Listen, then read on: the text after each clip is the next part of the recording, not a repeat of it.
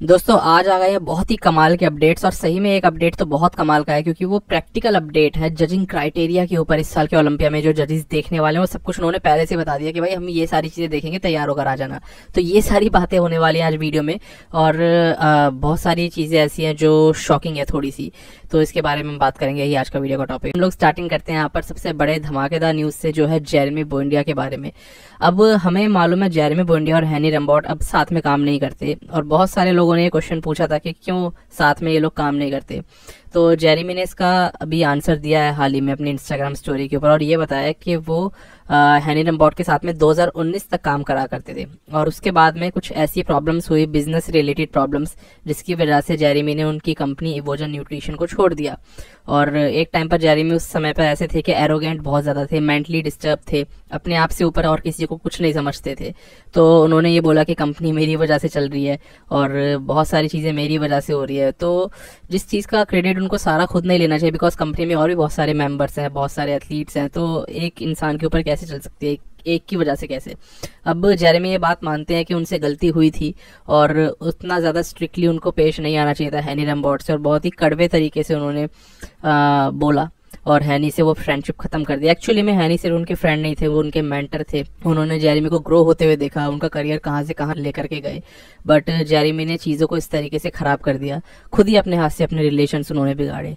तो उन्होंने कहा वो एक्चुअली में माफ़ी मांगना चाहते हैं रैम्बोट से और चाहते हैं कि दोनों फ्रेंड्स बन जाए। सबसे अच्छी बात ये हुई दोस्तों कि जैसे बाहर कॉन्ट्रोवर्सीज होती है ना, जो समझदार लोग होते हैं वो उस चीज़ का दिखावा नहीं करते सोशल मीडिया पे आकर के। हैनी रैम्बोट ने आज तक एक बार भी ये नहीं बोला कि जेरेमी बुएंडिया से मेरी लड़ाई हो गई और आप इस एथलीट को बॉयकॉट करो या इस एथलीट के खिलाफ ऐसा कुछ कमेंट करके लिखो, जैसे यहाँ पर हमारे इंडिया में हर वक्त होता रहता है। सोशल मीडिया जितने भी यूट्यूबर्स हैं या फिर एथलीट्स हैं, सब एक दूसरे में मतलब हैं और फैंस को भी लड़वाते रहते हैं। वहाँ पर यार बाहर ऐसी चीज़ें बहुत कम है, और हैनी रैम्बोट के मुंह से वो एक भी बार हमने वो चीज़ नहीं सुनी। और सेम जेरेमी के साथ में भी उन्होंने भी हैनी के बारे में कभी कुछ नेगेटिवली आकर के नहीं बोला, और मालूम था ये दोनों साथ में काम नहीं कर रहे, और लग रहा था जेरेमी की इसमें गलती है भी अभी, लेकिन उन्होंने कंफर्म कर दिया है कि सही में वही ढंग से पेश नहीं आ रहे थे और कंपनी के अंदर अपनी ज़्यादा ही वो हिस्सेदारी मांग रहे थे जो हैनी रैम्बोट ने उस टाइम पे उनको नहीं दी। तो अब वो इस चीज़ में माफ़ी मांग रहे हैं, और बहुत ही सही चीज़ है यार। जेरेमी मतलब अब एक ऐसे इंसान है, मतलब ये नए इंसान बन गए। ये वो जेरेमी बुएंडिया नहीं है जिनको हम पहले जानते थे, या कुछ और ही एक नया बंदा ये आ गया है। तो बहुत ही हम्बल हो गए हैं पहले से। इस बार के ओलंपिया में किस तरीके से प्रेस कॉन्फ्रेंस में बात करेंगे, मैं उस चीज़ को भी सुनने के लिए बहुत एक्साइटेड हूँ, क्योंकि पहले प्रेस कॉन्फ्रेंस में ये हमेशा ये बात बोलते थे कि नो वन आउटवर्क्स मी, जो आज भी बोलते हैं, पर पहले बोलने का स्टाइल कुछ अलग ही होता था, मतलब काफ़ी ज़्यादा एक एरोगेंट वे में बोलते थे। तो पहले जैसे जेरेमी थे, आज ऐसे एरिन बैंक्स हैं। तो एरिन बैंक्स उनको किस तरह से ट्रीट करते हैं, बट बुएंडिया उनको कितने आराम से हम्बल वे में ट्रीट कर रहे हैं, और सेम आपको वो चीज़ दिखेगी। बट अब जेरेमी बहुत ज़्यादा मैच्योर हो गए हैं और खुद से आगे बढ़ करके माफ़ी मांग रहे हैं। तो ये मुझे लगा यार बहुत ही सही चीज़ है। आज तक हमें इस चीज़ का कभी जवाब नहीं मिला, बट अब मिला तो बहुत सही लगा सुन करके। होप करते हैं भाई हैनी रैम्बोट और जेरेमी बुएंडिया वापस से फ्रेंडशिप अपनी करे। ऑब्वियसली उस तरीके से वो चीज़ वापस पहले जैसी नहीं हो सकती है, लेकिन और ज़रूरी नहीं कि बुएंडिया आप दोबारा से उनकी कंपनी के नीचे आ जाए, लेकिन रिलेशंस अगर बेहतर होते हैं तो वो सबके लिए ही अच्छा है। फैंस भी देखना चाहेंगे आई थिंक हैनी और जेरेमी की जोड़ी को वापस से, क्योंकि ये दोनों एक ऐसी जोड़ी लेकर के आते थे जिसको कोई हरा नहीं पाता था उस समय पे। तो डेफिनेटली ये चीज़ बहुत ज़्यादा पॉजिटिव गई है जो भी जेरेमी ने अपनी तरफ से आकर के माफ़ी मांगी। तो आज का, क्योंकि ओलंपिया में इस साल जजेस क्या क्या देखने वाले हैं 212 एथलीट्स या फिर मेंस ओपन बॉडी बिल्डर्स में, वो उन्होंने आकर के खुद ही बता दिया। स्पेसिफिकली अगर मैं यहाँ पर बात करूँ तो यहाँ पर IFBB वाइस प्रेसिडेंट जो टाइलर मैनियन है, उन्होंने यहाँ पर सारे के सारे रूल्स रख दिए हैं, और ये बताया कि हम कुछ ऐसी चीज़ें देख रहे हैं जो एथलीट्स को दिमाग में पहले से प्रिपेयर करके आने की ज़रूरत है। अब देखो बेसिक चीज़ें तो उन्होंने वही बताया कि size, shape, symmetry, proportions, conditioning, ये सब हमें चाहिए। मसल में थिकनेस चाहिए, भाई मेंस ओपन बॉडी बिल्डर है तो थिकनेस डेंसिटी लेकर के आएगा, वो तो चाहिए, जजेस देखेंगे ही। ये सारी चीज़ें हो गई बहुत बेसिक। आपको मैं पूरा वीडियो का नीचे लिंक दे दूंगा, वो आप देख लेना। लेकिन मैं यहाँ पर बात करूंगा उन पॉइंट्स की जो कुछ अनयूजुअल से हैं, जो एथलीट्स को दिमाग में रख के इस बार आने की ज़रूरत है सारे दुनिया के top notch pro body builders को। यहाँ पर बात करते हैं सबसे पहले हम फ्रंट लेट स्प्रेड की। तो फ्रंट लेट स्प्रेड में उन्होंने ये बोला, जब एक बॉडी बिल्डर फ्रंट लैट कर रहा है हिट, तो ऐसे में डेफिनेटली लैट्स की विड्थ तो देखी जाएगी, लेकिन डेंसिटी ऑफ आर्म्स और चेस्ट भी हम देखेंगे, हाथ कितने मोटे हैं, चेस्ट कितनी मोटी है। जैसे बिग रैमी के अंदर ये दोनों चीजें अभी खत्म हो गई है, आर्म्स पतले आते हैं, चेस्ट एकदम दबी हुई है। हाँ, विड्थ है लैट्स में तो वो एक पॉजिटिव चीज है, लेकिन ये दोनों चीजें भी काउंट होंगी। तो रैमी के लिए यहाँ पर एक वो ऐसा पोज हो जाएगा जहां पर वो एक्सपोज हो जाएंगे। और हाँ, डेफिनेटली एब्स के अंदर एब्स भी दिखने चाहिए, एकदम ब्लैंक मिड सेक्शन वो नहीं होना चाहिए। तो यहाँ पर वो अच्छे खासे तरीके से एक्सपोज होने वाले हैं अगर इम्प्रूव करके नहीं आए।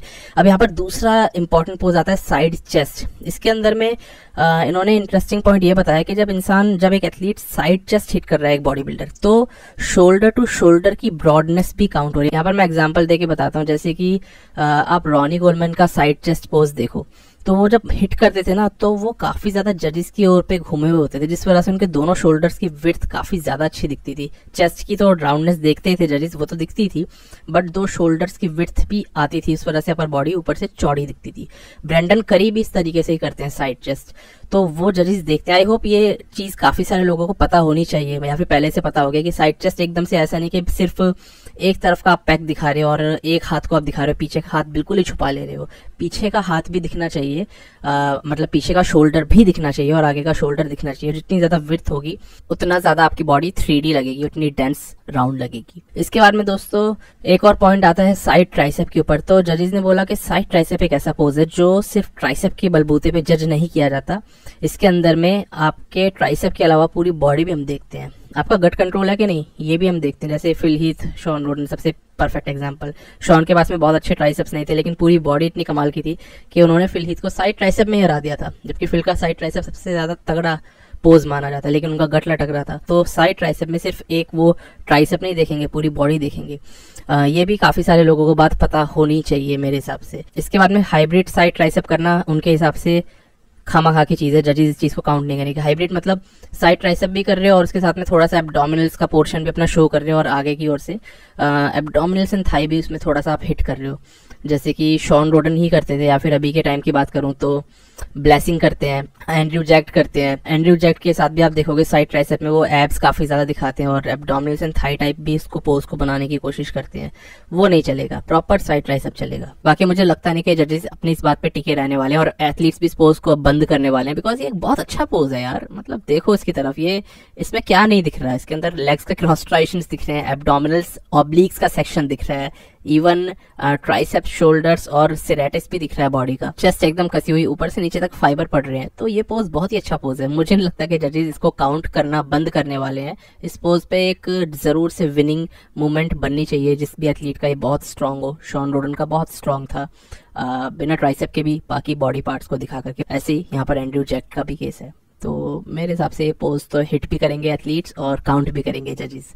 ये मेरा थॉट है, बाकी वीडियो पूरी की पूरी आपको मिल जाएगी, तो उसमें एक बार पूरी वीडियो देखना तब आपको समझ आएगा। इसके बाद में आती है बात एब्डोमिनल्स एंड थाई की। उसमें जजेस देखना चाहेंगे एब्स की डेप्थ को, जैसे कि अब ब्रेंडन करी में एब्स की डेप्थ है ही नहीं, बिग रैमी में भी एब्स उतने ज्यादा गहरे नहीं आते। डायरेक्ट के थोड़े से इनसे बेहतर है इन दोनों से, लेकिन उतने ज्यादा डेप्थ वाले नहीं है, ऐसे हार्ड एब्स नहीं है जैसे हार्डी शुपन के आते हैं या निक वॉकर के आते हैं फॉर एग्जांपल। तो ये चीज देखेंगे जजेस, गहराई होनी चाहिए और यही गहराई दिखती है फ्रंट लेट स्प्रेड करते हुए भी।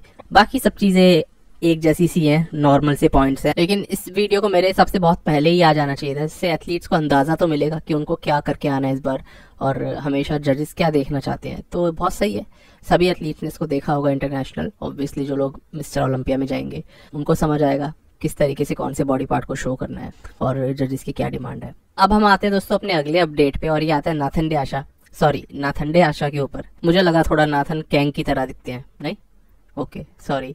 यहाँ पर नाथन डे आशा की हम बात करते हैं। अब दोस्तों ये कम्पीट करने वाले हैं यामामोटो कप के अंदर, जो अब से 3 हफ्ते बाद होने वाला है। इस वक्त नाथन ट्रेन करते हुए नजर आए अपनी बैक, और उन्होंने बोला कि जजेस को बड़ी बैक चाहिए तो मैं उनको बड़ी बैक दूंगा। यामामोटो कप के अंदर वो मेनली फेस करने वाले हैं गुड वीटो और रीगन ग्राइम्स को, पर जनरली इस शो के अंदर यामामोटो में उनका बहुत तगड़ा डोमिनेंस रहता है और वो टिकने नहीं देते अपने आगे इतनी आसानी से किसी को भी। पर गुड वीटो एक नए एरा के बहुत तगड़े बॉडी बिल्डर है, बिल्कुल यंग एथलीट है वो, लेकिन एट द सेम टाइम बहुत ही ज्यादा मास कैरी करते हैं आगे से, पीछे से, ऊपर से, नीचे से। तो वो नाथन के लिए एक बढ़िया चैलेंजर होंगे इस बार के शो में। नाथन डे आशा की बात करूं तो 2021 में उन्होंने लास्ट अपने शोज खेले थे, 3 शोज खेले थे उस साल, जिसमें कि तीनों में फर्स्ट आए, और एक शो उन्होंने प्राग प्रो और खेला था, उसके अंदर ये 4th आए थे। तो 3 शोज लगातार जीतना, अब उसके बाद डायरेक्टली अब आ रहे हैं ये, तो मेरे हिसाब से काफ़ी तैयारी के साथ आएंगे। नाथन वैसे भी अपना श्रेडेड आने लग गए हैं, बीच में कुछ गड़बड़ी थी इनके साथ 2018 के बाद से, लेकिन 2021 से इन्होंने श्रेडेड आना शुरू कर दिया और उस वजह से उनकी वेस्ट भी थोड़ी सी अब टाइट लगती है। इस बार देखते हैं कि क्या एकदम टाइट मिड सेक्शन के साथ में एक अच्छी थिक बैक के साथ में आएंगे और अपने वीक पोजेस को ज्यादा स्ट्रॉन्ग करके ला पाएंगे। देखते हैं नाथन क्या करने वाले हैं इसके अंदर में, स्पेशल वो क्या चीज लेकर के आने वाले हैं। बाकी बैक तो उन्होंने अपनी दिखाई दी है जो काफी तगड़ी लग रही है। बिग रैमी तक ने नीचे कमेंट करा, डेनिस जेम्स ने भी कमेंट करा, उनको भी इंप्रेसिव लगी। तो हाँ, ये बैक एक्चुअली में अच्छी है और बैक उनका कोई बहुत वीक पॉइंट नहीं है, लेकिन हाँ एकदम वो स्टैंड आउट भी नहीं करती थी उनकी बैक में, लेकिन वो पोटेंशियल है कि वो एकदम 3D बैक बन सकती है क्योंकि मसल्स नीचे तक आ रही है और हर एक मसल उनके पास में बिल्कुल सही शेप में है। तो ये वाली चीज़ है। बाकी टॉर्सो बहुत ही ज़्यादा लंबा है और वो फ्रंट डबल बाइसेप हिट भी करते हैं, तो टॉर्सो खींच के हिट करते हैं उसको, नीचे एब्स को प्रेस करके नहीं करते। तो फॉर सम रीज़न वो ऐसा करते हैं, क्यों करते हैं ये नहीं पता। लेकिन अगर वो एब्स कंप्रेस करके करेंगे तो डेफिनेटली टॉर्सो थोड़ा छोटा होगा, एब्स भी क्लियर दिखेंगे और एक्स फ्रेम एक ज़्यादा अच्छा बनेगा। तो इस तरीके से इनकी शेप है, इस तरीके से इनकी फिजिक है। आपका क्या कहना है? आपको लगता है वो स्टैंड करते हैं आजकल के प्रोज के बीच में और एक अभी भी कैलिबर रखते हैं टॉप 10 में ओलंपिया में प्लेस होने का? क्योंकि अभी एक इमेजिनेशन वाली बात ही बन के रह जाएगी। नाथन ने बोल दिया वो ओलंपिया में नहीं आएंगे, वो प्रो शोज में खेलते रहेंगे, यूके वाले आर्नोल्ड या फिर यामामोटो प्राग हो गया, इन सब में। तो देखते हैं क्या करेंगे अब से 3 हफ्ते बाद नाथन डे आशा। अब इसके बाद दोस्तों हम लोग आते हैं अगले एथलीट पे और वो भी है यामामोटो कप के अंदर ही खेलने वाले। यहाँ पर नाम आता है रीगन ग्राइम्स का। तो रीगन इसके अंदर खेलते हुए नजर आएंगे। फिलहाल उन्होंने अपनी एक बैक का ये वाला पोज तो दिखाया था जिसमें कि अच्छे दिखते हैं, लेकिन दिक्कत आती है इनको फ्रंट से। जब इनकी बॉडी लैक करती है थिकनेस, वो डेंसिटी और roundness, specially men's open body builder में राउंडनेस और डेंसिटी नहीं होगी तो फिर वो कैसे कम्पीट करेगा दूसरे एथलीट्स के साथ में। तो रीगन इस चीज़ में मात खाते हैं जैसे वो फ्रंट से अपनी फिजिक दिखाने लगते हैं। बाकी पोजेस भी उनके कोई स्टैंड आउट नहीं करते हैं, कोई भी फ्रंट का पोज हो उनका वो बहुत ज़्यादा इंप्रेसिव नहीं लगता है। बाइसेप उनके पीकी नहीं है, चेस्ट भी उनकी कोई बहुत ज़्यादा राउंड नहीं है और अगेन वही है, ग्रेनीनेस की तो भारी कमी है बॉडी में। देखते हैं मिलोज इनको कितना ज़्यादा चेंज करवाएंगे इन 3 हफ्तों के अंदर और इस बार ये कितना ज़्यादा कंडीशन आएंगे। तो फिलहाल इस तरीके से इनकी फिजिक लग रही है। कोई एक मेजर चेंज नहीं है, कोई साइज में ड्रास्टिक डिफरेंस नहीं है, काफ़ी हद तक सेम फिजिक है। देखते हैं ये सिर्फ और सिर्फ, देखो मैं बताऊं तो कंडीशनिंग के ऊपर ही खेल सकते हैं क्योंकि फिजिक में ड्रास्टिक डिफरेंस नहीं है, तो कंडीशनिंग इनको बचा सकती है मेनली। कितनी अच्छी कंडीशनिंग लेकर के आएंगे ये देखने वाली बात होगी, पर मुझे लगता है गुड वीटो इनको ईजिली खा जाएंगे मतलब बहुत आसानी से हरा देंगे अपनी थिकनेस राउंडनेस के ऊपर। तो रीगन अभी भी कहीं ना कहीं क्लासिक और मेंस बॉडी बिल्डिंग के बीच में अटक गए हैं, उस ब्रिज को क्रॉस नहीं कर पा रहे हैं, ना इस तरफ आ पा रहे ना उस तरफ जा पा रहे, तो ये इशू है। तो यहाँ पर है ये और गुड वीटो और नाथन डे आशा। तो और भी कोई एथलीट अभी ऐड हो सकता है, बाकी ये 3 तो रहेंगे। तो बस 3 हफ्ते बाद सारी चीजें हमें क्लियर हो जाएंगी।